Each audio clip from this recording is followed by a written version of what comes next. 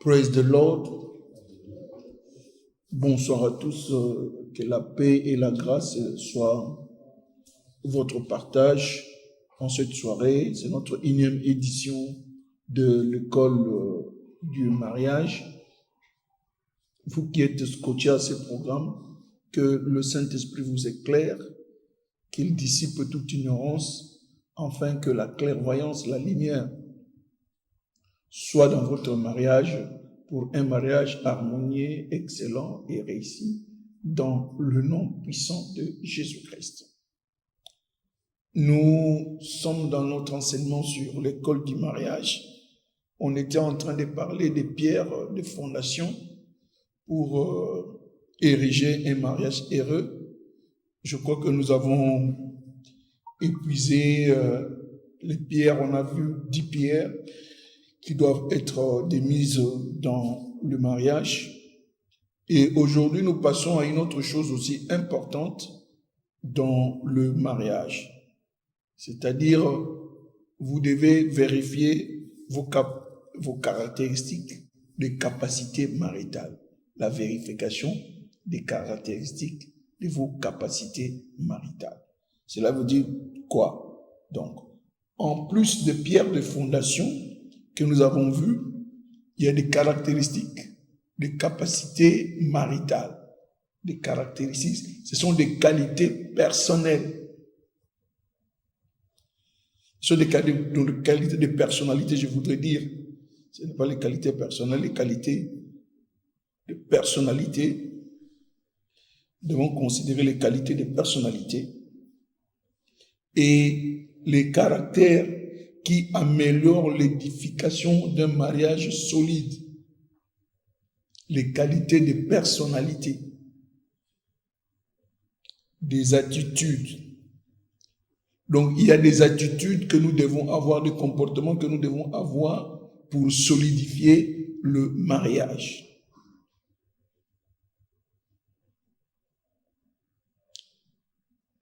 Nous avons premièrement ce que nous appelons l'adaptabilité. L'adaptabilité. C'est quoi l'adaptabilité?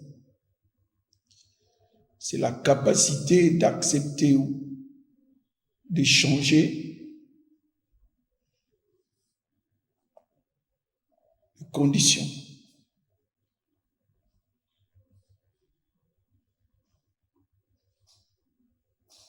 C'est la capacité, c'est d'adapter au changement de conditions. Quelle que soit la préparation que vous pourrez avoir sur le mariage, il y a certaines choses que nous ne pouvons pas prévoir. Certaines choses qui arriveront. Vous ne pouvez jamais prévoir ça, mais cela va arriver. Vous comprenez? Donc, cela ne veut pas dire que c'est stéréotypé, c'est les choses qui vont arriver, vous les connaissez déjà. Non, non, non, non. Il y a des choses inattendues à quoi vous devez vous attendre. Donc, situations inattendues vont surgir.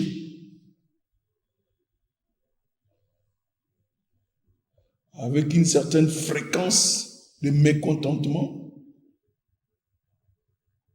qui va vous forcer à changer votre plan. Les situations inattendues vont surgir.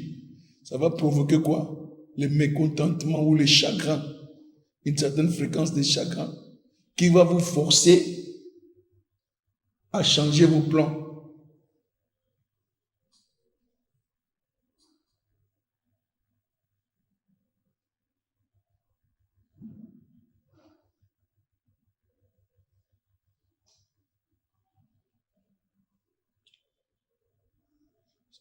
C'est le fait d'abord, vous êtes deux personnes différentes qui viennent se mettre ensemble.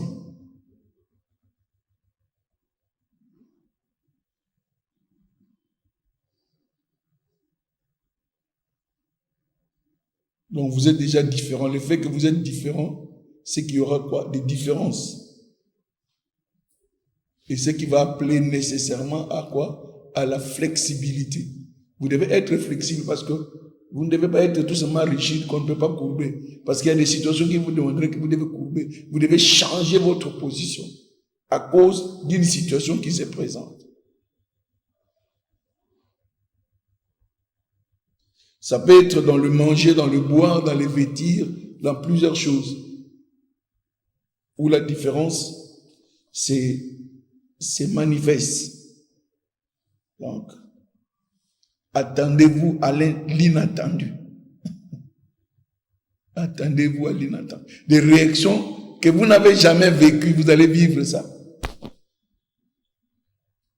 Pendant votre fiançailles, vous n'avez pas vécu cela. Mais quand vous serez ensemble, vous allez vivre cela. Donc, ce sont des choses inattendues. Mais il faut vous attendre à cela. Cela va certainement arriver. Et considérez ça comme une opportunité de grandir.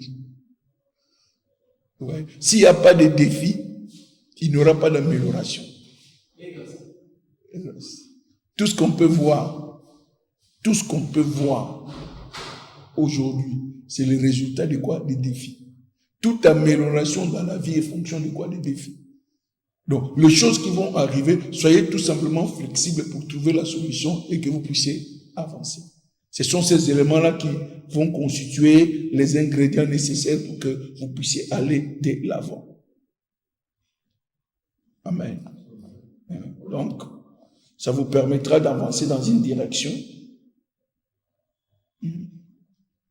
Parce qu'un problème est arrivé, vous cherchez la solution, et quand vous cherchez la solution, vous avez trouvé une issue de sortie, et vous continuez. Il ne faut pas être rigide, être cabré, parce qu'un problème est arrivé, je ne peux pas changer, parce que moi, depuis que je suis né, c'est comme ça. Non, il ne faut pas être carré. Parce que tu ne sais pas de quel environnement elle vient, quelles sont les réalités qu'elle a vécues ou il a vécu, et vous devez mettre de l'eau dans votre vin pour que vous puissiez avancer. C'est ce qu'on appelle quoi? L'adaptabilité. Amen. Quand Covid-19 est arrivé ici, tout le monde, on s'est adapté, non? Tout le monde était resté à la maison. Vous devez vous adapter à la situation. Donc, l'une des qualités que nous devons avoir, c'est l'adaptabilité. Savoir changer avec les situations qui arrivent, les situations inattendues. Deuxième chose, c'est l'empathie. L'empathie.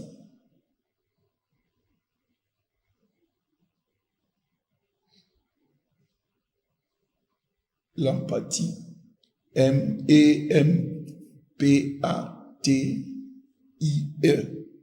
L'empathie.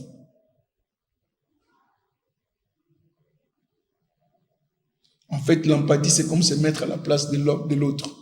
C'est la sensation, la sensibilité.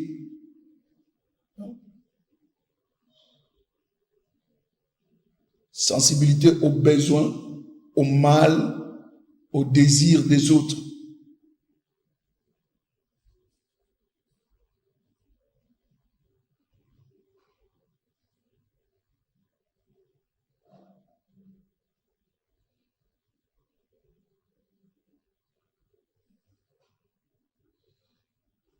Le dictionnaire définit empathie comme faculté intuitive de se mettre à la place d'autrui, de percevoir ce qu'il ressent.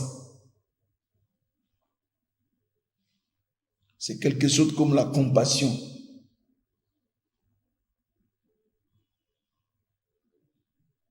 Sensibilité aux besoins de l'autre, à sa douleur, à ses désirs. La capacité de sentir avec eux.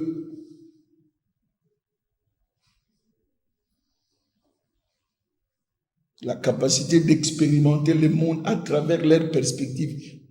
La façon dont ils voient les choses, toi aussi tu acceptes de voir les choses telles qu'ils voient. Sentir ce qu'ils sentent, la douleur qu'ils sentent, tu te mets à leur place.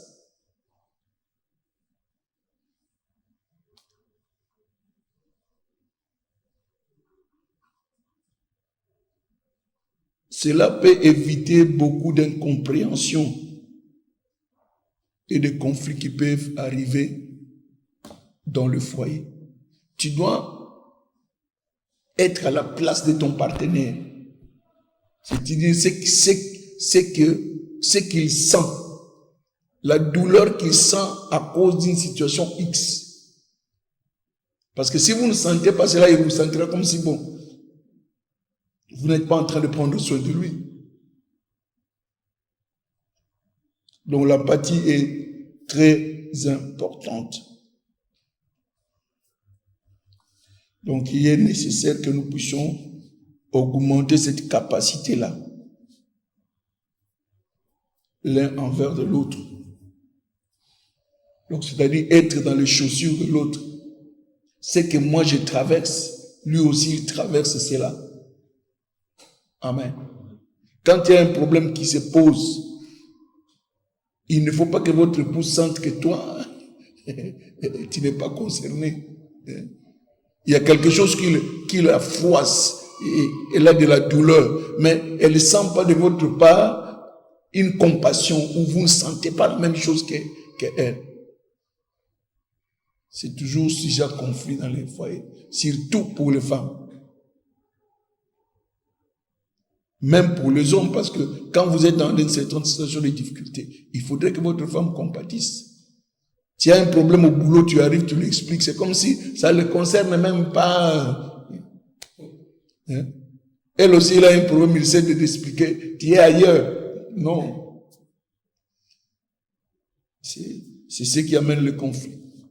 Donc vous devez avoir cette sensation-là, cette sensibilité-là, ce feeling-là. Comme elle sent, moi aussi je dois le sentir.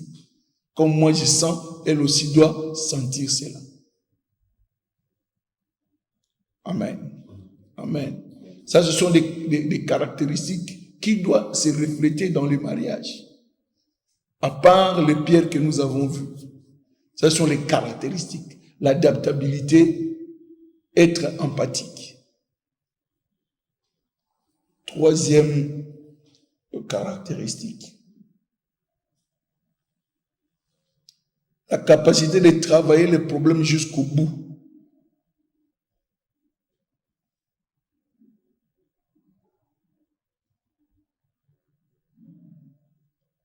Ceci n'est pas la même chose que résoudre le problème.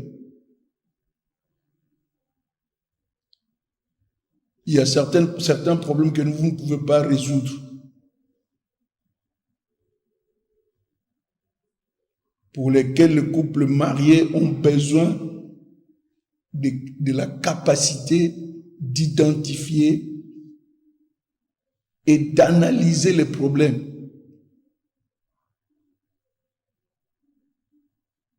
Quelle est l'origine de ces problèmes? Vous analysez les problèmes.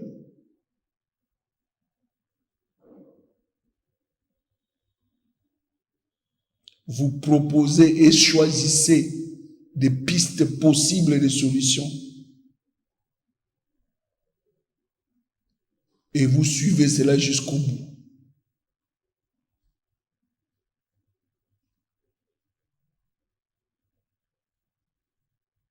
Donc, il y a des problèmes dont il ne suffit pas de parler, mais vous devez identifier d'où viennent les problèmes. Vous analysez les problèmes. D'où vient, pourquoi c'est arrivé? Quelles sont les causes qui ont provoqué cela? Maintenant, vous proposez et vous choisissez des solutions. Et non seulement que vous allez choisir des solutions, vous exécutez cela. Vous suivez les décisions que vous avez prises.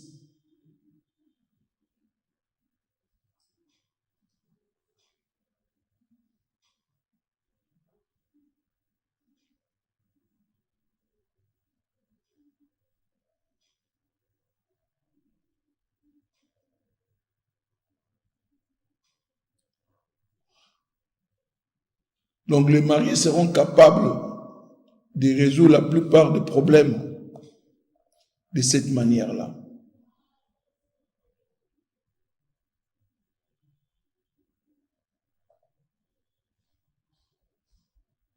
Ils vont apprendre à trouver des solutions de contournement.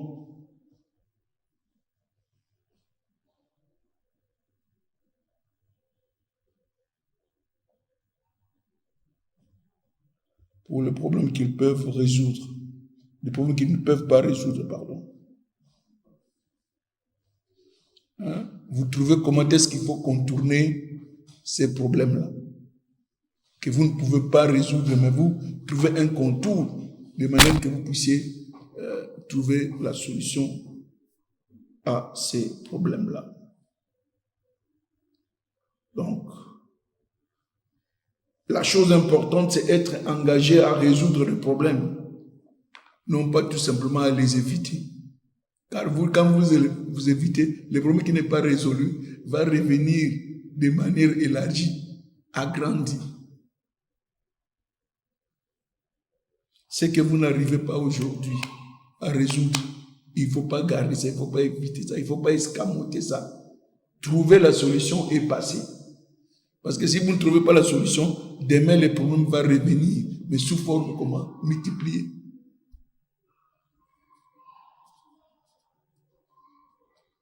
Donc c'est très important que de pouvoir travailler le problème jusqu'au bout. Que le problème ne se termine pas en queue de poisson, mais que le problème aboutisse à une solution. Amen. Amen. Trouver les voies et moyens de pouvoir contourner cela. Si on ne peut pas résoudre de cette manière, tournons d'autres manières pour trouver quoi? La solution. Donc, c'est aussi une capacité qui permet à ce qu'un mariage soit heureux. Là, quel que soit le problème, vous savez que non, nous, quand on a le problème, on s'assoit. On ne va pas dormir jusqu'à ce qu'on termine le problème. De manière que quand nous allons dormir, nous savons que nous avons trouvé la solution à ces problèmes. Et demain, c'est une autre journée qui commence avec d'autres choses.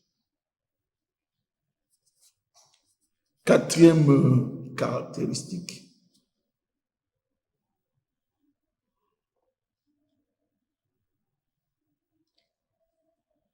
La capacité de donner et de recevoir l'amour.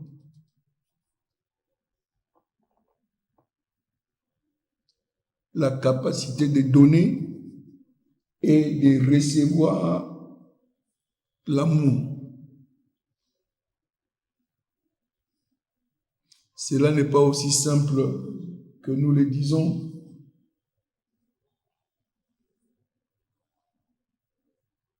La plupart du temps pour les hommes, beaucoup plus. Hein? Donner et recevoir l'amour.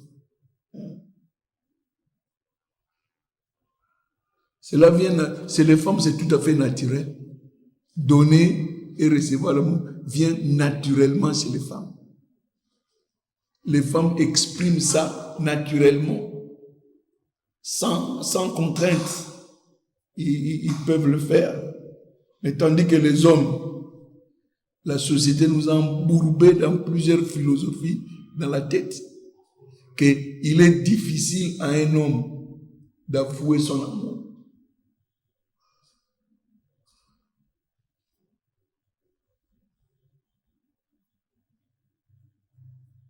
Donc on nous a enseigné, il ne faut pas faire voir tes sentiments à la femme. C'est ça, c'est dans cet environnement qu'on a grandi, et dans la société, dans nos quartiers, les vieux te disent, la petite, tu sais, les femmes là, il faut faire attention. Il faut faire attention. Donc, vous voulez paraître comme un manchot là, hein? Comme quelqu'un qui n'a pas de sentiments. Tu ne montres pas tes sentiments de manière ouverte. Il aime, mais c'est fond du cœur, ce n'est pas, on n'exprime pas. C'est comme un tabou. Tu vois? Allez-y dans les années de nos pères. Je ne sais pas, je ne l'ai jamais vu, je n'ai jamais entendu moi. Quand mes parents étaient là, j'ai vu papa dire à maman, je t'aime. Je t'aime. Mais les musiciens chantaient je t'aime, ils chantent je t'aime. Mais un papa dire à la femme je t'aime. Ah, c'est un tabou. C'est tout un problème. Et heureusement que le monde a changé, qu'il y a des enseignements. Et aujourd'hui, même quand il y a le mariage, quand on met l'anneau sur le doigt, on déclare son amour de manière publique. Mais avant, il n'y avait rien de tel. Hein? Le pasteur vient, le prêtre vient, il bénit, c'est fini. Hein? Les je t'aime, là, on les dira seulement à ce moment-là. Je t'aime. Et ça fera des années encore pour qu'on entende encore ces termes de la bouche. Alors que, comme je vous avais dit, l'amour, c'est l'oxygène de la femme.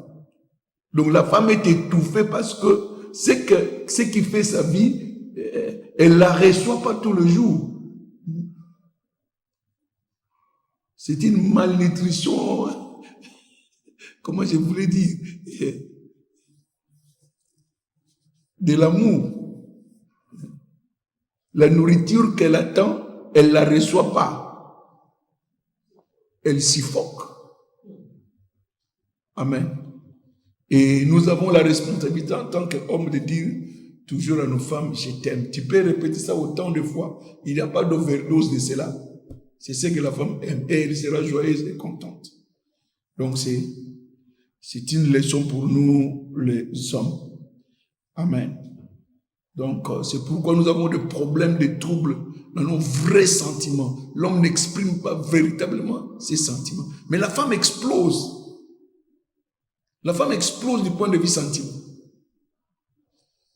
Chez nous là, c'était trop caché, trop caché.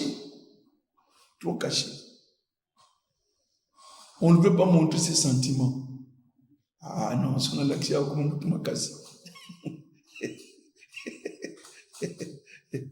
Alléluia. Donc, c'est ça. Donc, nous devons comprendre, le mariage, c'est un éternel rendez-vous du donner et du recevoir. C'est là où cela prend place. Donc, notre expérience de l'amour doit être réciproque.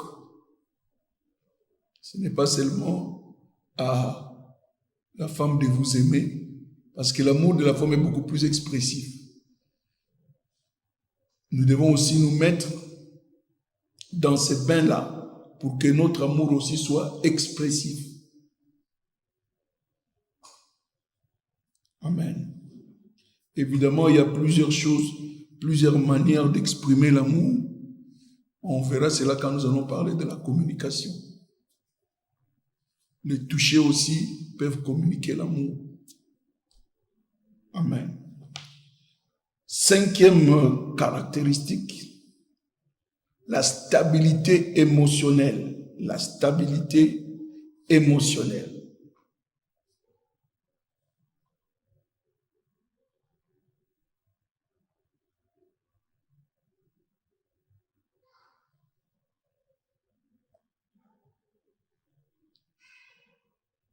Ici, cela veut dire que nous devons être capables de contrôler nos émotions et ne pas les laisser échapper de nous. Nous devons contrôler nos émotions.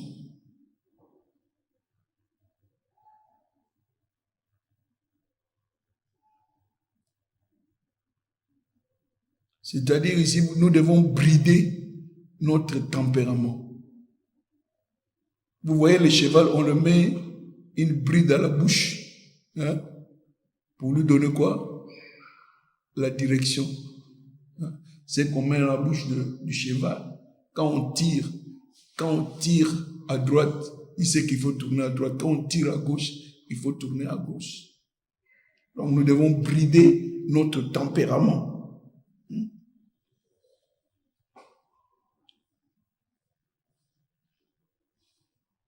Amen. Et que nous devons aussi présenter des excuses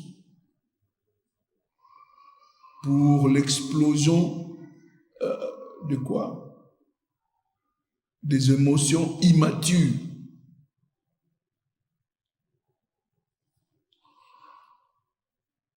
présenter des excuses pour l'explosion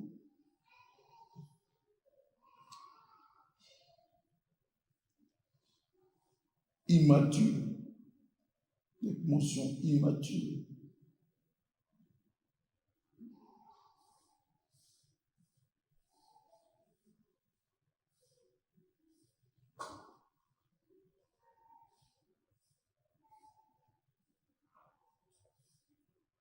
Écoutez, c'est possible que quelqu'un puisse perdre le contrôle émotionnellement.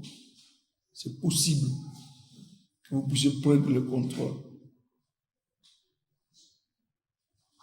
Amen. Mais cela révèle que s'il y a quelqu'un qui perd le contrôle, cela révèle qu'il y a quelque part un problème qui est caché. Ou c'est comme si les vases a débordé. Paf!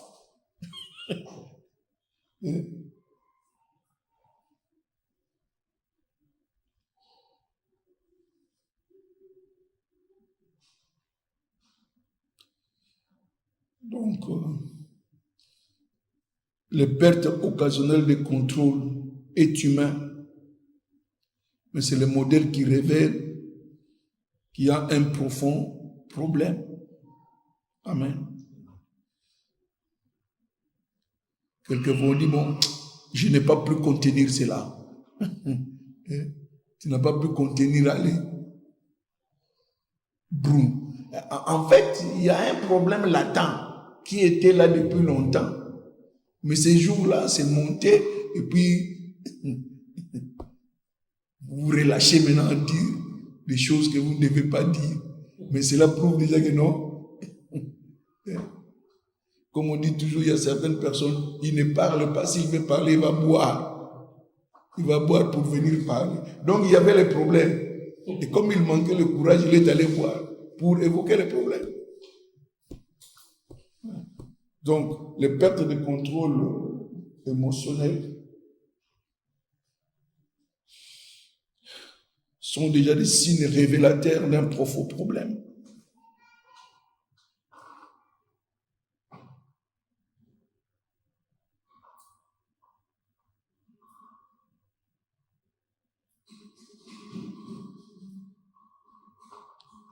Certains disent que non, je ne pouvais pas me contenir. Ou je ne sais que faire dans cette situation. Ce n'est pas honnête, c'est tout simplement un échappatoire.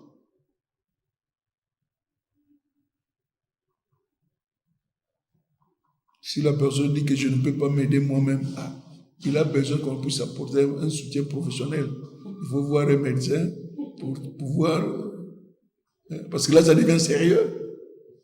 Que moi-même, je ne peux pas me contenir. Je ne peux pas m'aider moi-même.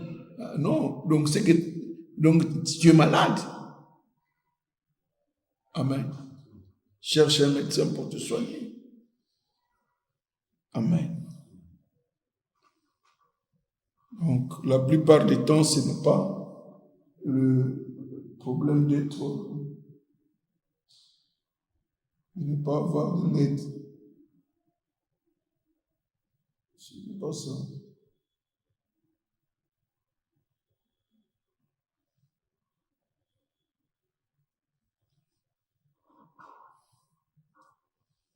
C'est tout simplement l'absence de volonté.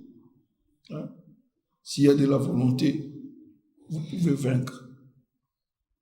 Je puis tout. Celui qui veut, peut.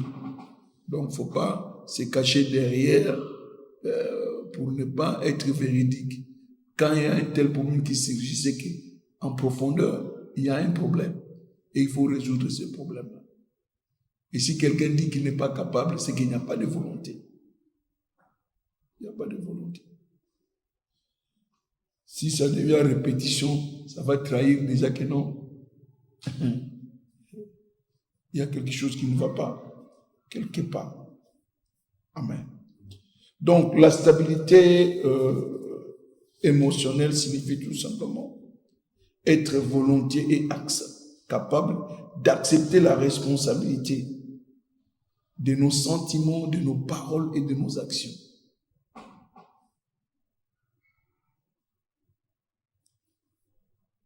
La stabilité émotionnelle veut dire être volontiers capable d'accepter la responsabilité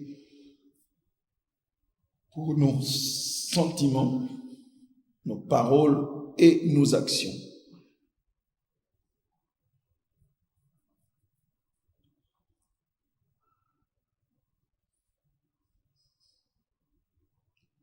Il y a certaines personnes qui acceptent difficilement leurs responsabilités.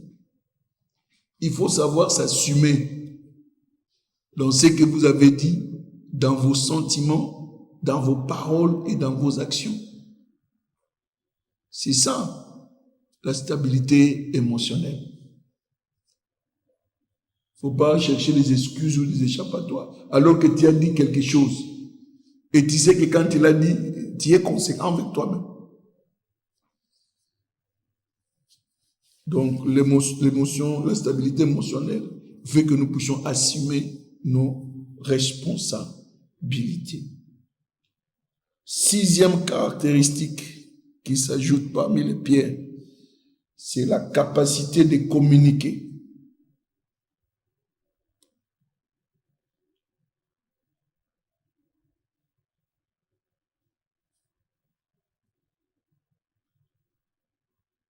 La capacité de communiquer.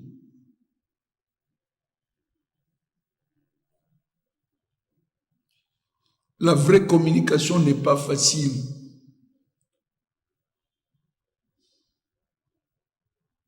Et n'arrive que rarement.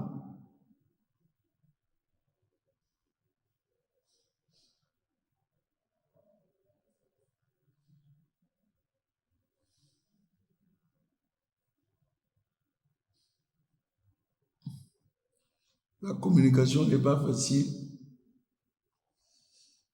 Elle arrive rarement. La communication, c'est la capacité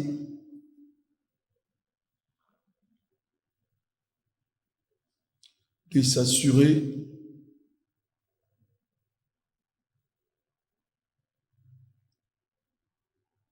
que les gens ne comprennent pas seulement ce que tu dis,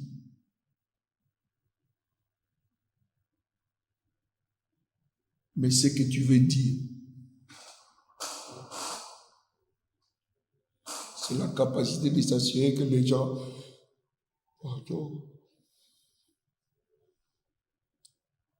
comprennent ce que vous dites.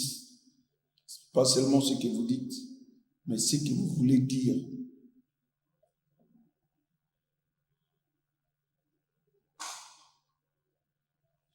C'est aussi la capacité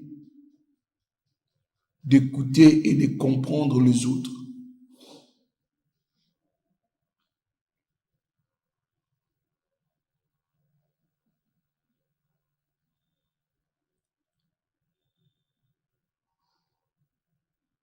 Donc, ça veut dire que la communication n'est pas un sens unique.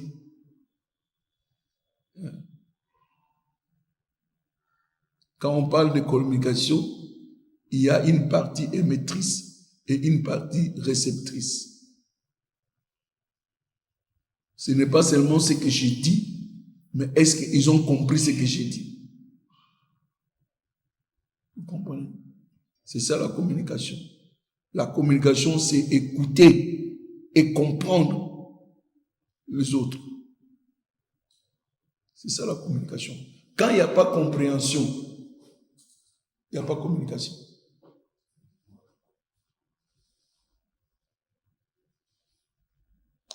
C'est pourquoi quelquefois, il est important de comprendre comment est-ce que votre partenaire perçoit les choses. L'homme et la femme ne perçoivent pas les choses de la même manière. Même pendant que le cours se donne ici, vous suivez les mêmes choses. Faites l'expérience. Quand vous rentrez, posez-vous des questions. vous allez voir la compréhension. Parce que la façon d'écouter de l'homme est différente de la façon d'écouter de la femme. L'homme focalise beaucoup plus l'essentiel, mais la femme cherche les détails. Ouais. C'est comme ça qu'il y a quelquefois des différences de compréhension. Je vous avais donné un exemple qu'une femme qui vient dans la maison, qui dit à son mari que la douche sointe, qu'est-ce que l'homme comprend? Pour l'homme, la douche sointe. Mais pour elle, ce n'est pas ce qu'elle voudrait dire. Elle voudrait tout simplement dire qu'il faut réparer. Vous voyez maintenant le langage.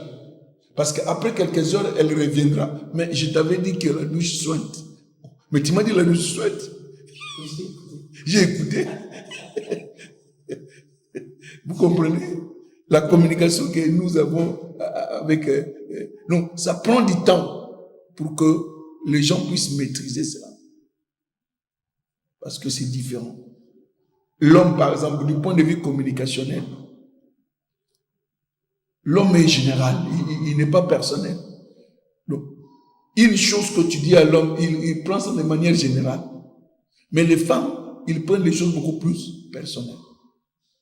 Quand vous dites à une femme, non, les cheveux d'aujourd'hui, là, ce n'est pas bien. Mon Dieu. Il ne faut pas oser. Il va écheveler tout, non. Mais qu'est-ce qu'il y a? Oh non, tu as dit, ce n'est pas bon. Aujourd'hui, j'ai parlé d'aujourd'hui. Mais elle ne sait pas sur aujourd'hui. Mais dites à un homme que bon, ton pantalon est un peu trop. On va voir ça après. Oui, ce sont des choses qui arrivent, qui quelquefois amènent les conflits pour rien. À cause de quoi? De la communication. Praise God. Praise God.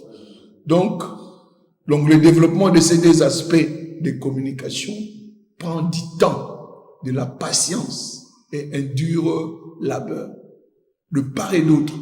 Donc la femme cherchera à comprendre comment l'homme fonctionne et l'homme aussi doit comprendre comment la femme fonctionne. Si tu sais déjà que non, bon, elle cherche les détails, donne-lui les détails. Si elle sait que vous êtes succinct, qu'il soit bref. Et là, vous résolvez le problème. 7e caractéristique.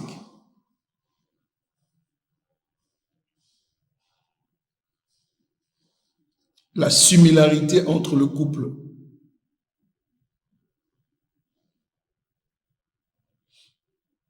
La similarité entre le couple.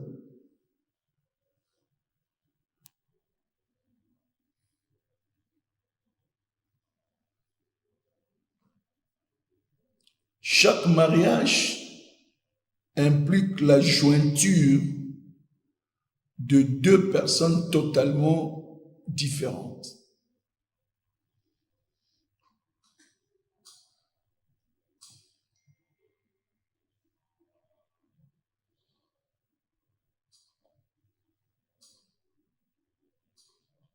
La jointure de deux personnes totalement différentes.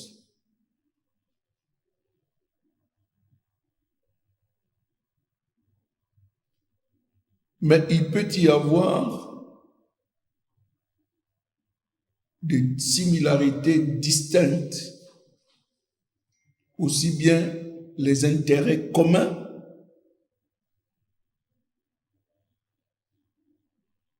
une foi commune. Ils ont la même foi.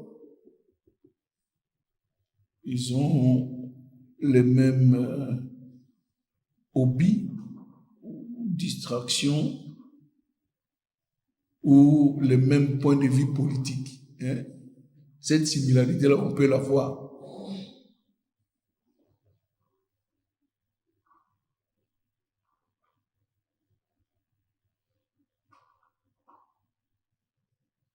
Donc, nous avons parlé de similarités. Donc, vous pouvez avoir les mêmes choses. Hein? Vous aimez le football, elle aime le football. Mais vous aimez le théâtre, elle aussi aime le théâtre. Vous êtes de la foi, elle aussi elle est de la foi. Vous êtes de même idéologie politique. Moi je suis de tel, elle aussi est de tel. Ça peut se faire. Ce ne sont pas nécessairement les critères de choix, mais ce sont des choses qui peuvent arriver. Et si ça arrive, c'est de bon augure. Amen. Et puis finalement, huitièmement,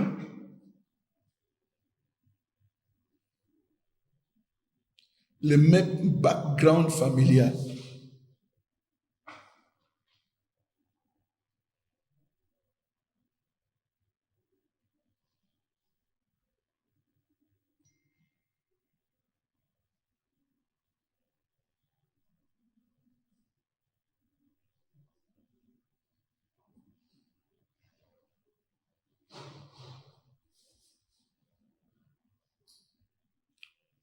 Bien que cela ne soit pas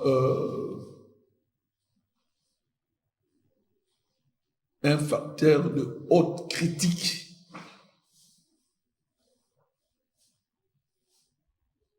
les gens qui sont de backgrounds différents construisent un mariage réussi tous les jours. Nous les voyons. Ils ne viennent pas des mêmes souches, mais bon, ça marche. Et la plupart du temps, vous ne venez pas des mêmes souches familiales. C'est aussi possible d'avoir les mêmes sources. Louba. Mais la plupart du temps, vous verrez les régions s'entrecroisent. Les gens de l'Est avec l'Ouest, les gens du Sud avec l'Est. Donc, c'est comme ça que les choses se déroulent. Mais, si vous êtes même de même source background, cela pourra vous aider encore davantage. Amen. Donc, elle est mon, toi aussi, toi tu es mon. Donc, du point de vue culturel, il n'y aura pas de différence. Bon, la plupart du temps, ce n'est pas toujours ça. Amen. Mais cela pourrait être bénéfique si vous êtes de même background. Amen. Ce qui est important, c'est tout simplement, c'est entrer dans les mariages avec tous les avantages que vous pouvez avoir et les similitudes familiales, ce sera un plus. Amen. Donc,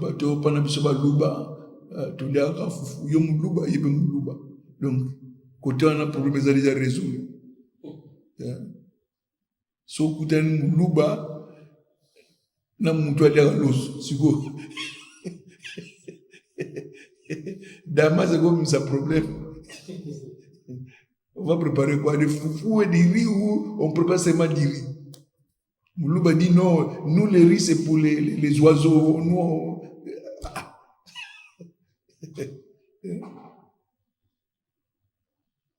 mais quand vous êtes du même camp, ça passe. Il n'y a pas de problème là-dessus. Amen. Donc ça c'est la similarité de background ou de souches. Vous êtes de même souches. C'est comme un plus dans votre mariage. Il n'y aura pas, donc ce sujet-là de différence sera déjà écarté. Parce que vous êtes de même origine. C'est pourquoi aujourd'hui, vous savez, les gens qui sont à l'étranger, j'ai conseillé même les Congolais, quand j'étais au Gabon. Je leur disais, si tu veux te marier, il faut te marier à une Congolaise, pas à une Gabonaise. Parce qu'ils ont leur culture à eux, qui est différente de la nôtre. Parce que la liberté qu'on trouve chez la femme au Gabon, on ne l'a pas ici. Nous n'avons pas la même culture.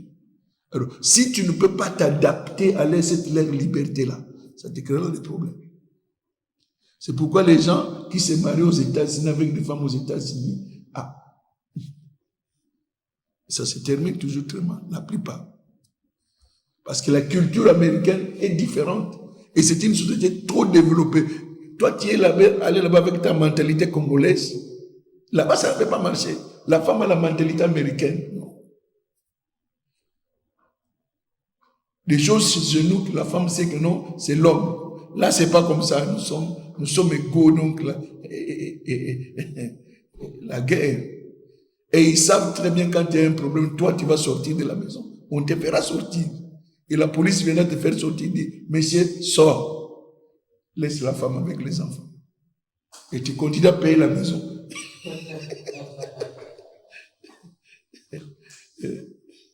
Et certaines femmes, ils en profitent, ils créent le problème pour que toi tu partes. Et il va attendre seulement l'hiver. On te fout dehors comme ça là, tu grelottes. Tu vas dormir dans ta voiture. Et tu continues à payer. Hein. La pension alimentaire, tu payes. Partout où tu vas travailler, on te coupe l'argent. Ah. Les femmes en Europe sont comme des petits dieux. Hein? Donc c'est ça. Ce sont des qualités, des personnalités qui doivent nous accompagner dans le mariage. Donc, les pierres de fondation seules sont incomplètes. Il faut ajouter aussi quoi? Les qualités des personnalités.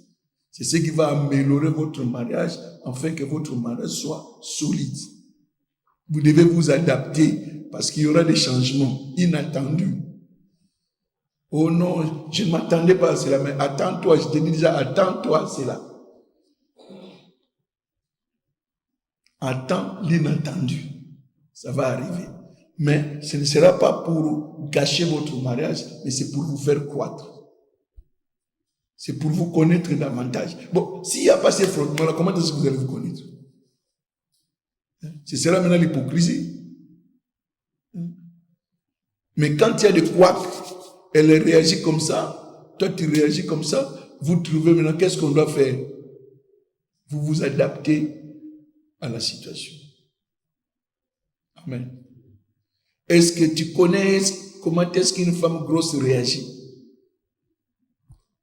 Tu ne connais pas. Mais tu dois t'adapter. Va me chercher les safou là-bas, à l'Ipen.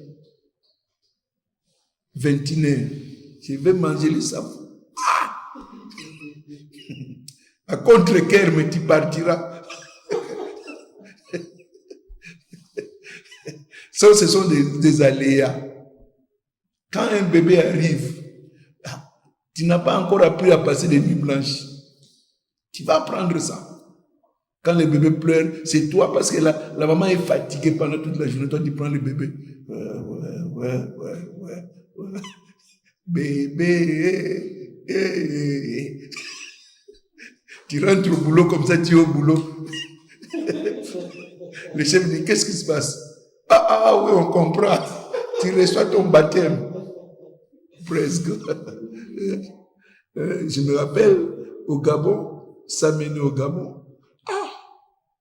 La nuit, là, 2h du matin, toi, tu es debout sur le balcon, là. J'ai fait les 100 pas. Mais le matin, tu dois être au boulot. Donc, dès que tu arrives, tu commences à somnoler. Le pasteur résident vient dire, qu'est-ce qui se passe? Il dit, oh, je comprends. Tu es en train de recevoir le baptême. Donc, ce sont des choses inattendues où tu dois te réveiller. Personne ne doit. Oui, ce sont des réalités inattendues qui arrivent. Vous devez partager la même sensation que votre femme. Elle ne peut pas être triste et vous êtes joyeux. Tout comme vous ne pouvez pas être triste, elle est joyeuse. Non, ça ne marche pas. Il faut participer, être sensible à ce que l'autre ressent. Donc, on avait parlé, il faut travailler les problèmes, aller jusqu'au bout des problèmes, trouver des solutions. Ou vous trouvez des solutions de contourner, comment est-ce que nous pouvons contourner ces problèmes-là. Vous identifiez, vous analysez, vous proposez, vous choisissez des solutions à y affecter. Nous avons dit aussi la stabilité émotionnelle. Il y a des choses qui arrivent, la réaction, et la plupart du temps, ces réactions-là montrent ce qu'il y a dans le cœur. Et j'avais dit que la stabilité émotionnelle c'est être volontiers et capable d'accepter les responsabilités de ses sentiments, de ses paroles et de ses actions. Donc, vous ajoutez ceci à quoi? À tout ce que nous avons vu, la soumission, tout. Et c'est ce qui fera que vous puissiez marcher. Donc, bon, ce n'est pas une liste exhaustive, mais si ces choses sont en place, la structure sera solide pour résister aux tempêtes qui peuvent arriver. Ok? Donc, c'est comme ça que le mariage deviendra solide, le mariage deviendra heureux quand toutes ces choses sont en place. Donc, vous voyez que ce n'est pas l'amour, mais c'est la connaissance qui amène à un mariage heureux, à un mariage solide. Toutes ces choses, on les apprend. Toutes ces choses, on les apprend. C'est-à-dire que quand les gens se rencontrent, c'est deux personnes différentes. C'est pourquoi je dis toujours que l'homme quittera son père et sa mère s'attachera. Les deux deviendront une seule chair. Devenir une seule chair, là, ce n'est pas parce que le pasteur a béni, vous êtes devenu un. Non, c'est un processus qui vient de commencer. Il y a des choses qui doivent tomber. C'est pourquoi vous avez besoin de l'adaptation, de vous adapter à cette nouvelle vie. D'abord, le fait de quitter le célibat et d'être marié, c'est tout un problème. C'est tout un problème. Parce que vous êtes habitué à dire je. Maintenant, vous devez dire quoi? Nous. Et ce n'est pas du jour au lendemain que vous allez trouver nous. Et rien que ça peut créer des problèmes. Non? Je vais acheter. Non. Donc, c'est toi seulement qui achètes. Je vais voir. C'est toi qui vas voir, donc pas moi. C'est toi seul. Ça crée des problèmes.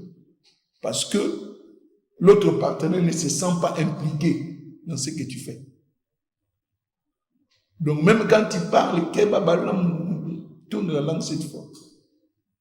Parce que ce que tu peux dire innocemment peut te créer des problèmes.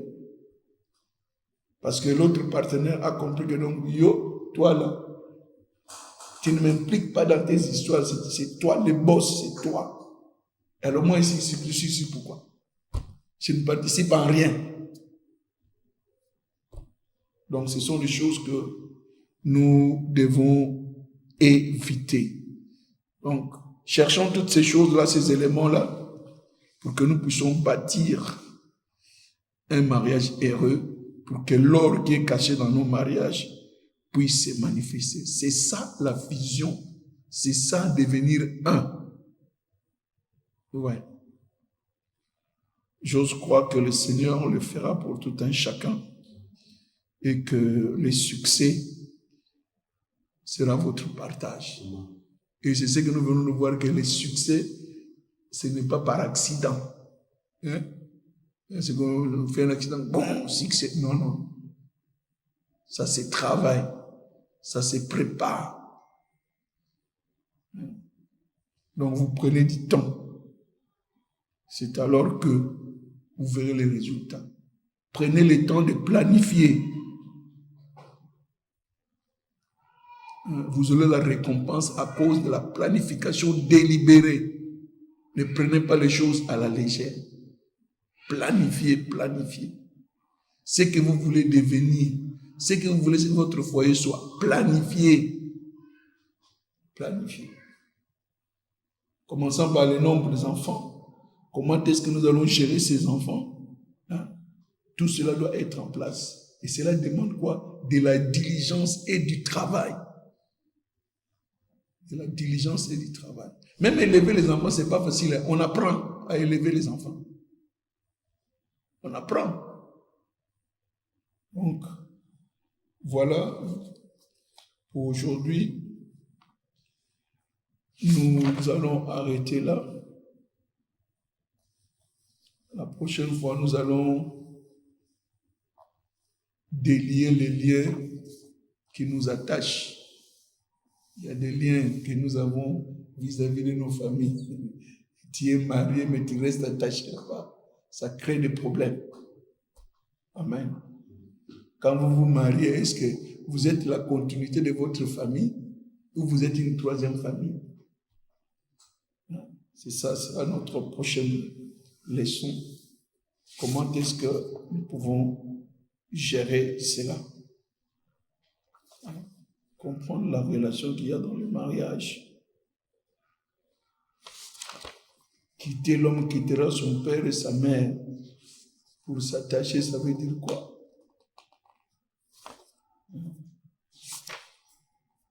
Quelles ont des relations l'homme doit développer avec la femme? Ce sont des choses que nous allons voir prochainement. Je ne sais pas s'il y a des questions. J'ai toujours demandé à ceux qui nous suivent de balancer leurs questions et nous ferons le plaisir de répondre. S'il y a des questions, je reçois les questions. Sinon, nous allons clôturer notre programme de ce soir.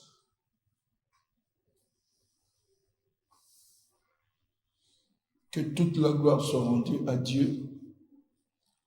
Je crois que les éléments que nous avons appris, tout le matériel que nous avons reçu, nous permettront d'avoir un mariage heureux.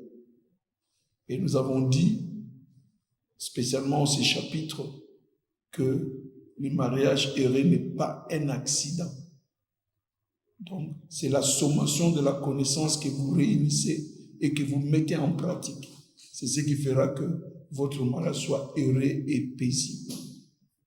C'est pourquoi notre prière est que tout ce que vous avez reçu dans ces programmes, que cela trouve assise dans votre cœur, que cela soit mis en pratique, que l'Éternel vous accorde la sagesse de mettre cela en pratique et que le mariage heureux soit votre partage. Aucune tempête n'emportera votre mariage. Il dit, celui qui entend mes paroles et met en pratique comme quelqu'un qui bâtit la maison sur les rocs. Que vos mariages soient bâtis sur les rocs. Même quand la tempête viendra, la pluie, cette maison-là du mariage ne se clouera pas, mais restera solide dans le nom puissant de Jésus-Christ. Que le Seigneur vous bénisse. À la prochaine édition. Ciao.